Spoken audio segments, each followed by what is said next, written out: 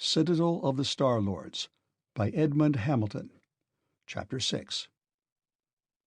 They were still a long way off, but coming fast, whistling down the sky. Price could make out about a dozen bright dots flashing against the blue. Sawyer said, "We'd better run for it." They fled along the twisting path through the ruins. All around them, ahead and behind, other men were running, bolting away like wild creatures into the shadows of the broken walls. And this was once their city, Price thought. A place of streets and homes and schools and churches, a good place, built with long hope and striving. What right did the Verna have to break it? He looked up at the flyers. They were larger now, moving swiftly above ragged crenellations that showed stark white in the hot summer sun. He looked down, and there was desolation. He ran in it, leaping and stumbling over the bones of a city driven like the rest. Sawyer swept a lean arm out in a commanding gesture. "Take cover!" They dodged into the crevices of an unidentifiable mass half grown with creepers and rank grass. The old bricks tottered and threatened to fall as they pressed past them. They lay panting and listened to the Verna flyers go over. "They've broken formation," Price said. He had listened to hostile craft before. "Spread out. They'll sweep back and forth." A section of wall collapsed close by them, with a rumble and a great puff of white dust. They leaped back, and Sawyer said, "That makes a beacon for them. Well, come on." They ran out, crouching low, scurrying along the ravaged streets where their grandfathers had walked in peace. Price could see the green woods in the distance, but the air was full of the power scream of the searching aerodynes, and he did not think they would make it. He was right. One of the ships shot down to hover 3 feet off the ground ahead of them, and another dropped behind. Sawyer turned to the right. A third ship came down. He turned to the left. A fourth one blocked him. He stopped where he was, too proud to look farther for escape where he knew there was none. Burr and Twist stood with him. All three lifted their rifles and prepared to die. Price had nothing in his hands.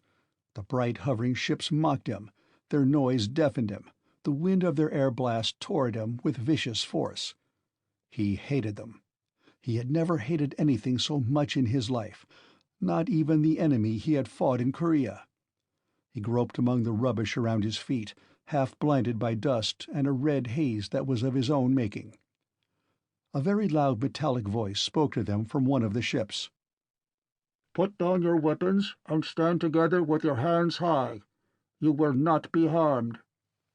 Sawyer laughed. He hunched the rifle to his shoulder and fired. The slug went splat on the skin of the aerodyne and dropped. "Put down your weapons and stand together. We will count 6.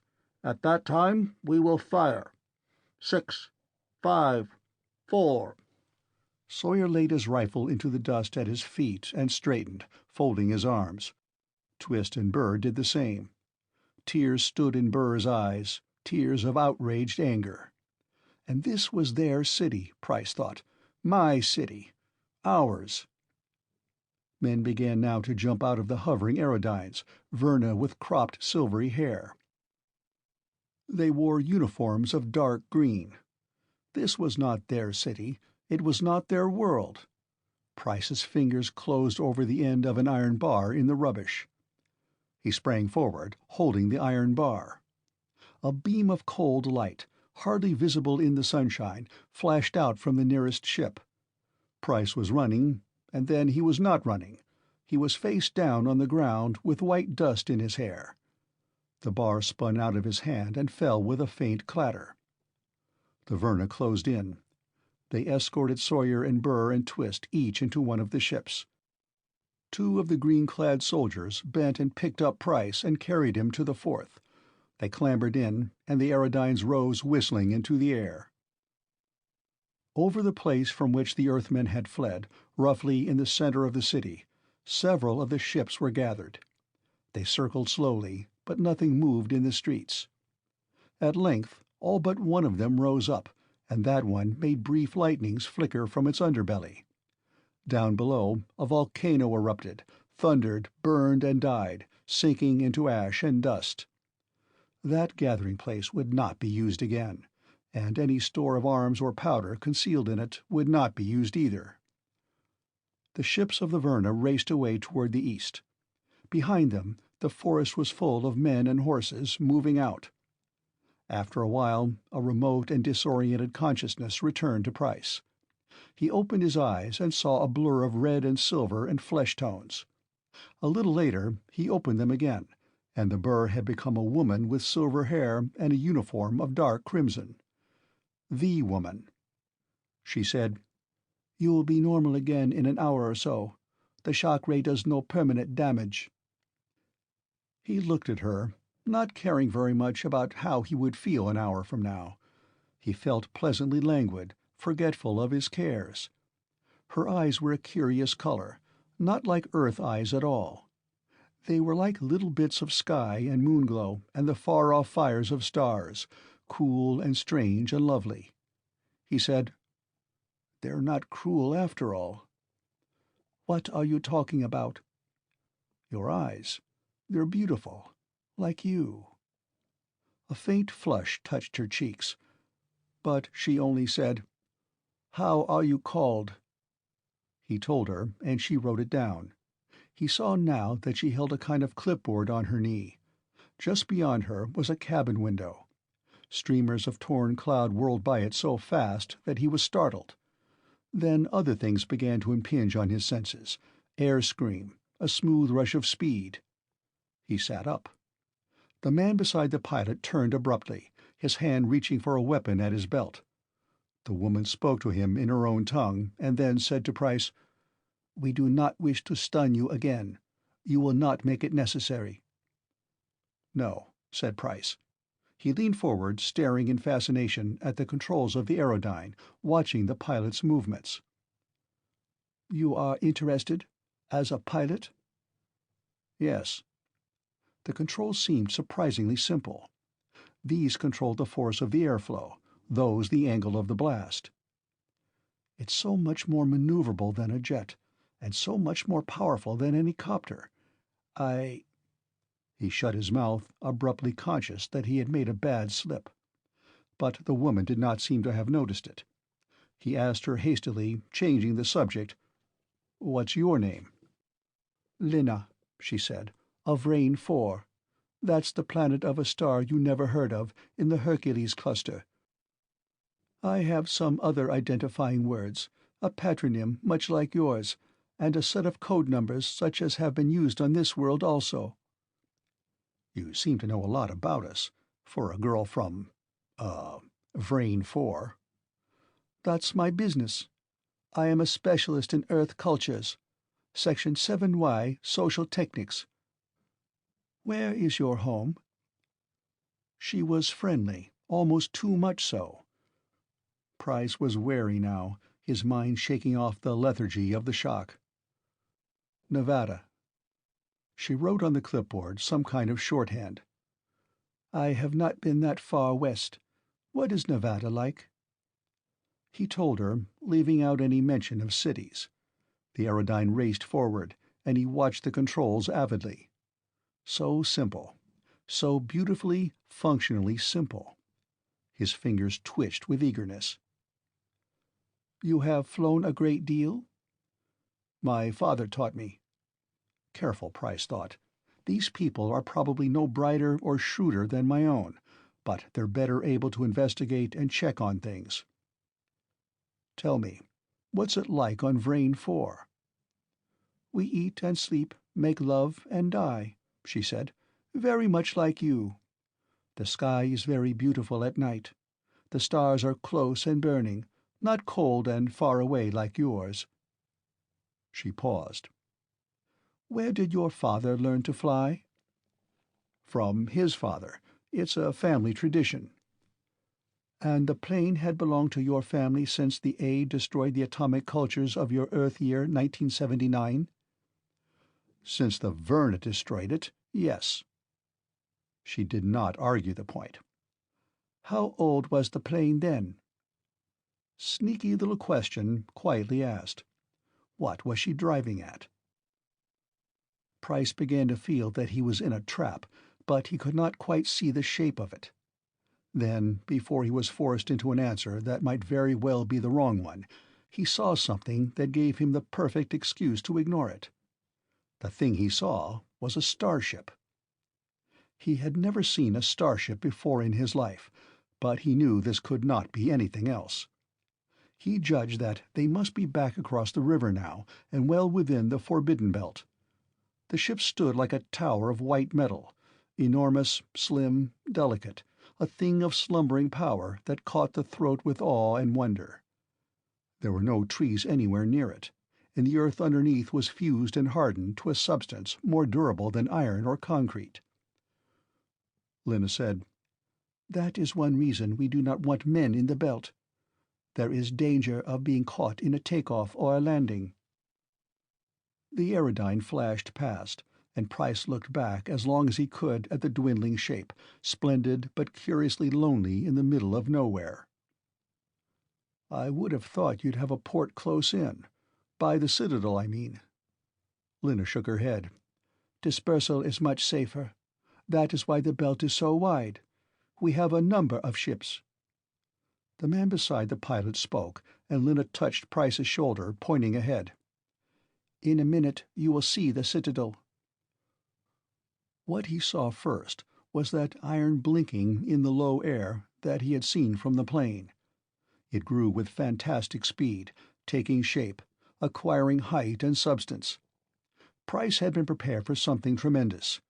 In spite of that, he was wide-eyed and astonished as any tribesman. The Citadel rose from a level barren, swept clear of every living thing.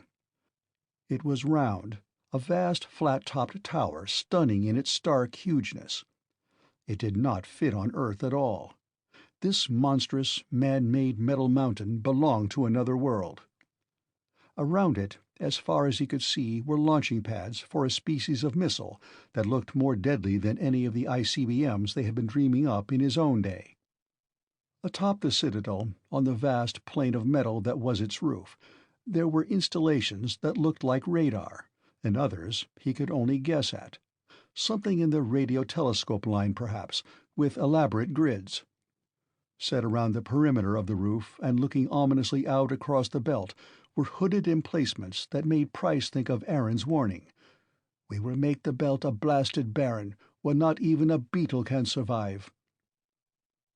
"You see how helpless," Lena said, quietly echoing his own thoughts. "Men with knives and little guns, they would be throwing their lives away." The old anger came back to Price, and he said sullenly, "The Siegfried line was supposed to be impregnable too." But he knew she was right, and he looked down with a sinking heart as the aerodyne swept in for a landing on the roof. How could Earthmen ever hope to throw this mighty power from their backs? He stepped down to the iron deck, still a little slow and shaky when he moved. Other aerodynes were dropping down one by one. He looked around for Sawyer and Burr and Twist, but he did not see them.